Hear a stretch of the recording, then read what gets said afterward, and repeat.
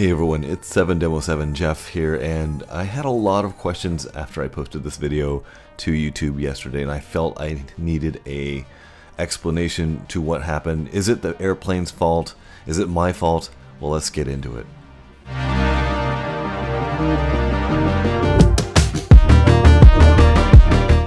ZOHD, yeah, definitely 20% fault of the airplane, 80% my fault. And let's get into why I think it's the airplane's fault at 20%. The only thing I can really pick out fault-wise for the airplane would be the flexi wings. Now, a lot of people ask me, was this the fault of the magnets that failed? And they're not. And actually, you can see that in the video. As the airplane comes apart, the wings actually stay together where the neodymium magnets attach in the very center. So that was not a factor in this crash. The main factor is the flexible wings, and I overstressed those. And I figure if I'm going to be flying this airplane in the future, I need to fly them with carbon rods in the wings and maybe a little bit of lamination. And that's only because I'm running this airplane on a 4S battery pack rather than a 3S battery pack, which is recommended. We'll get into that in just a little bit. Alright guys, the first thing you guys need to know about this flight is that it was extremely windy. The flight before this I had made in my Nano Talon, and it was getting kicked around like crazy. I would say 20-30 mile an hour gusts, something like that.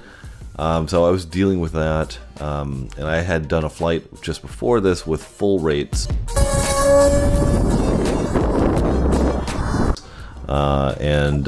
I was really over controlling the airplane, so I had to land it, and this was my second attempt at flying the airplane.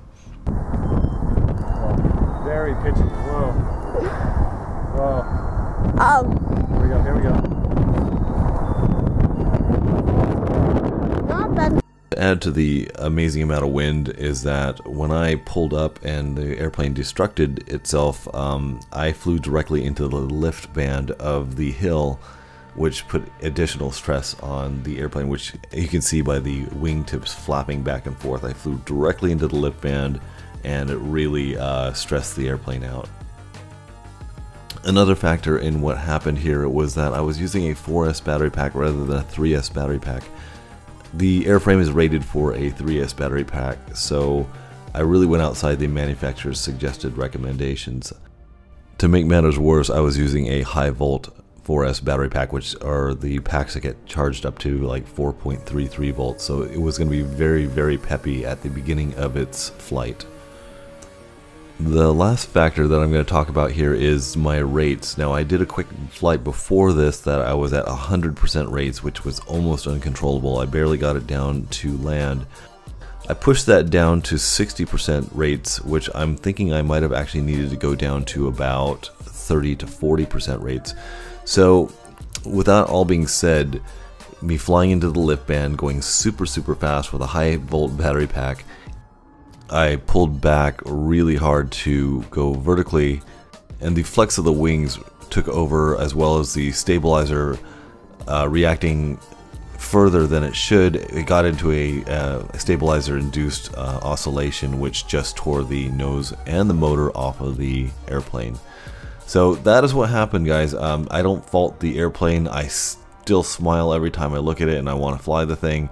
I'm going to repair it because it is a super clean brake, nose and tail, and it should be back up in the air in no time. So guys, I hope you like this video. Thanks. Hit that like and subscribe button, and I'll talk to you guys later. Bye.